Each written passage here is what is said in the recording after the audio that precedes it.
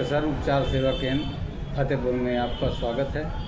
और हम पंच तत्वों को एक्यूप्रेशर में जो भी सिद्धांत हैं तो उसको अपने हिसाब से समझते हैं, आप आयुर्वेद के हिसाब से नहीं।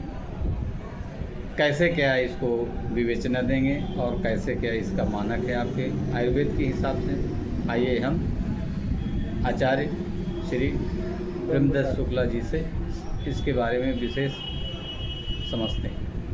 हर हर महादेव बंधुओं, जो पंच तत्व की बात की जाती है तो क्षिति जल पाव गगन समीरा पंच तत्व से यह रचित शरीर। ये शरीर नहीं, चाहे जल चेतन हो चाहे जीव चेतन हो, सभी जगह पांच तत्व ही विद्यमान हैं। और पांचों तत्वों का जब तक समावेश नहीं होगा तब तक किसी का निर्माण नहीं हो सकता है।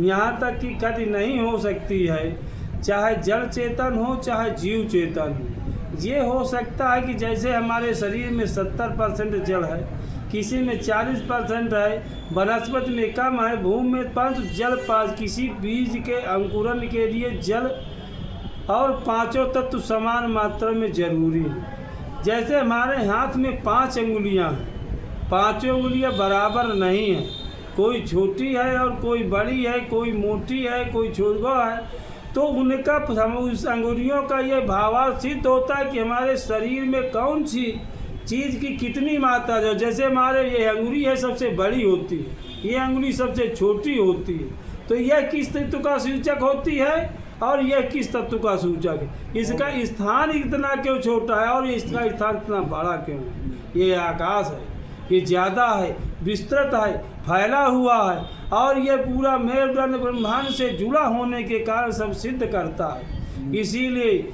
हमारे शरीर में भी 5 भागों में बांट दिया जाए। गांठों से नीचे का भाग पृथ्वी हो जाए, गांठों से ऊपर का भाग हो जाए, कमर तक का जल हो जाएगा, कमर से उधर तक वहाँ चला जाएंगे तो वायु अग्नि हो जाएगी, अग्नि से ऊपर आ जाएंगे तो हृदय पसलियों में और छाती में यहाँ अग्नि का वायु का भाग हो जाएगा, और गले से कंठ से ऊपर का भाग आकाश कहा जाएगा। इन भागों में अगर कोई रोग होता है तो उसकी प्रधानता अवश्य होगी।